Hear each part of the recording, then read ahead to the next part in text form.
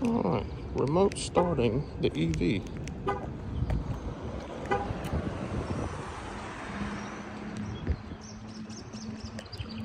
Wagoneer S.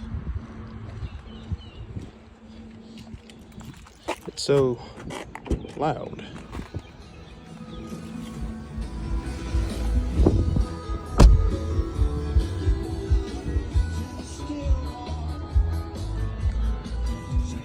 Alcantara roof.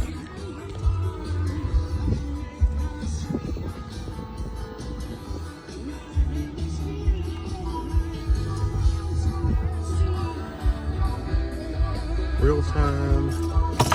Turn that down. Real time rear view camera. Rear view camera? Rear view mirror camera. Integrated screen there. Don't know how to turn it on, but cool. Seat position good for me. So we got Sand, Snow, Eco, Auto, and Sport. So let's go ahead and switch that. Sport. Okay. Okay. Look at him, not even looking up. That rear view camera is crispy.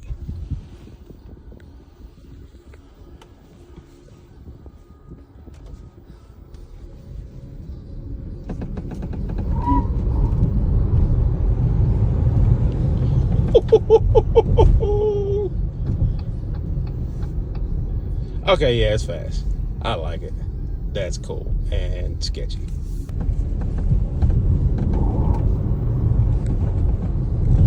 Okay, yeah, that's ridiculous. What is this? It does. Cool. Oh, and that's another screen. Okay, so we got digital dash, digital upper radio, digital lower climate control, and seat massager. And your secondary screen over there. All right, cool. Get an idea what you look like rolling. Don't worry, I'm like a semi-professional amateur at recording while driving safely. Hands still on the wheel.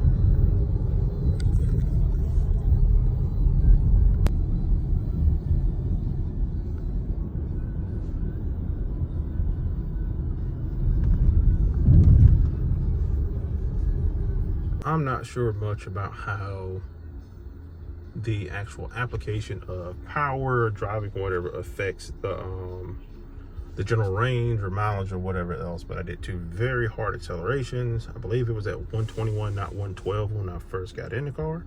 We're at 108 now. Eventually I'll switch over and go into just auto mode to see if it's a little less responsive or just the difference in non-sport driving. I was like, where's the door handle? But ergonomically, the door handle is actually an electronic actuator that you push and it opens the door.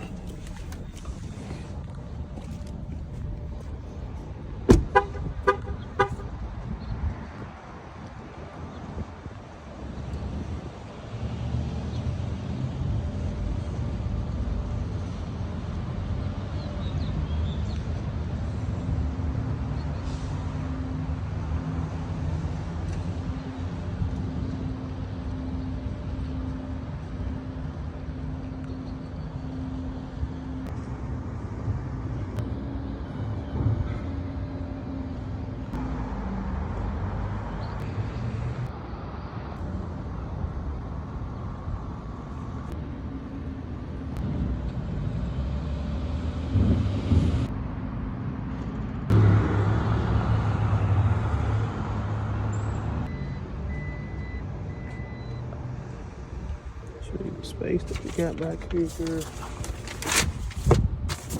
That's a tank because that's like a 2 bag or something. Okay, cool. But storage space. I don't believe it's 3rd row seating. Not 3rd row seating. Storage, decent amount of storage.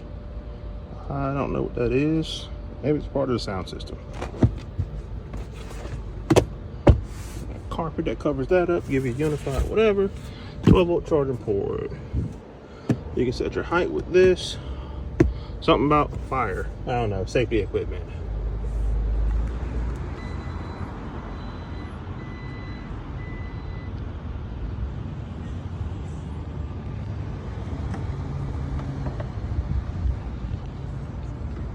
Charging, I assume that there's a standardized charging port, whatever that is.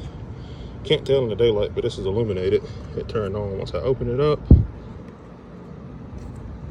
Secondary plug, I don't know. I don't know that much about EVs. Whatever that means. But I can say personally, I always like the white on black combination. Yeah, probably 17-way adjustable seat with lumbar support. Lighting. SOS. Oh yeah, you got like I think a double panoramic sunroof or whatever. Shade open. One press. Okay. And I think there's another one. Hey, it is another one.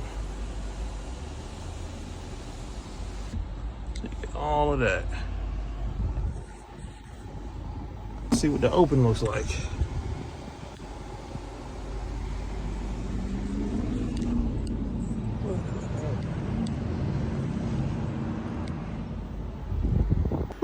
I just figured out how to turn on a massager. So we have waterfall, lower black, extend, low extend, rock climb. Let's go waterfall. Waterfall on high is what we got. And it's cool. As in, like, literally like it's cooling, the temperature's cold. Winding, I don't know how I'm looking this thing, but I'm just gonna assume I look like I'm supposed to be driving it because I at least am today.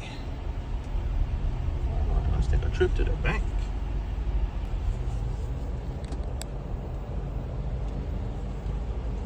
It is hot though, so we're gonna close this bad boy down.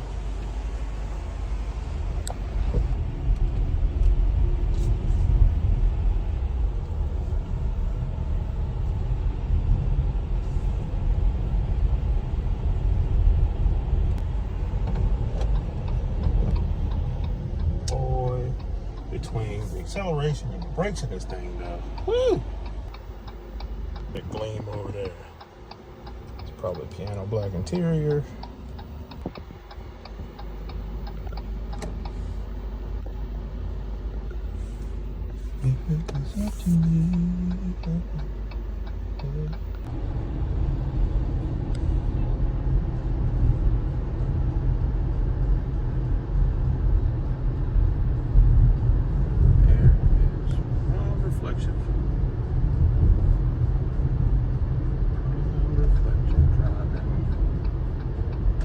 Things I've learned about EVs over just kind of dibbling and dabbling here and there. A lot of the times they're equipped with regenerative braking, which in sport mode is probably not as active. So I was making a comment about regenerative braking, and before I switched from sport mode to eco mode, we were at like 106 mile range. We're at a 47% charge right now, and I've been on eco mode for maybe about 2 minutes at most, and we're up to 123 mile range now. And I think that means it's kicking in, so you get off the gas, and I guess it's kind of taking kinetic energy. It's a doggy. It's taking the kinetic energy and turning it into electricity to recharge a portion of the battery. Cool. Also, even though functionally it works as intended, currently it is just not it is not as aggressive as I had felt before. So I've been in other earlier model EV vehicles that when you take your foot off the gas, it feels like you're actually stumping or slamming on the brakes. In this car, it feels like a general coast, as if you're kind of like hanging in a gear or whatever, and it's kind of like engine braking itself back down to a certain or specific speed. But I like this thing. Also, subtle homage to the original Dodge Brothers, what do you call it? Emblem, symbol, logo. you'll notice that that's very similar to the logo that's on the new Charger Daytona EVs as well. It's kind of like the triplex symbol, so to speak. That might be the actual name for it. I don't know. I'm just a guy driving the car. I've heard people complain about having like a square steering wheel or flat bottom steering wheel versus a round one, depending on the vehicle. Currently, as I'm driving mostly one-handed, I don't know what he's doing. It's really not that, what's the word for it? It's really not that difficult to maneuver with or whatever. Steering also feels super smooth to be electronic steering in an electronic or EV car. It feels like standard hydraulic power steering. So that's pretty cool. So in eco mode, just standard acceleration. Feels like any other car I've ever driven. Compared to my personal car, it's also very smooth and very, very quiet and faster, admittedly, because it probably has double the horsepower. I don't know what this thing is rated for, but my guess is it's somewhere between 400 to 600 horsepower. It's definitely over 400 foot-pounds of torque based on the acceleration that this thing can give me. It's not push button, it's a knob. Still different than a standard shifter, but not bad. It's a power button, not an ignition button. Oh, look, stats. Fast charge to 40 kilovolt. Yeah. Wagoneer S Launch Edition. It's not a bad look.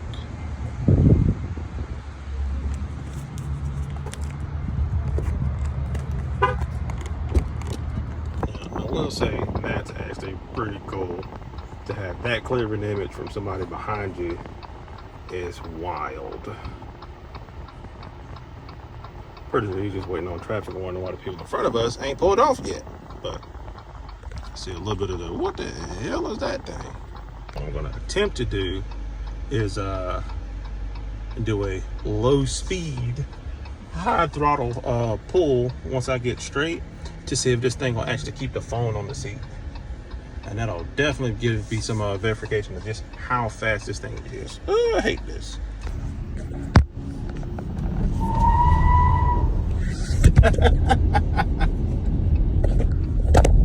That was like not even full throttle.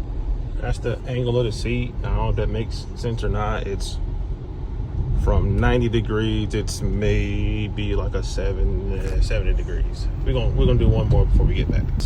Maybe a much closer to being about 90 degrees as I can get adjusting the seat while driving. Do one more. Road's clear behind, clear front. Go put the phone on the seat as high as I can, and let's give it gas.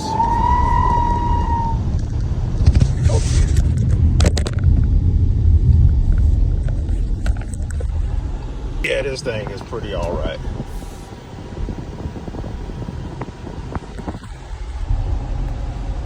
Pretty all right.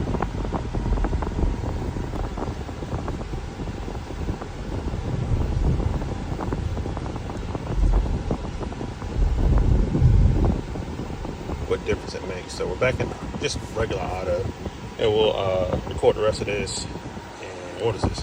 Portrait mode. Boy, when you look in this mirror or this camera thing, I can't say it looks and feels like you're about to get rear-ended because you don't understand how close the traffic actually is to you compared to what your eye sees with a traditional mirror. Like, he's close, but he's still a decent distance behind me. So we're shooting now. One final acceleration here, just in auto mode.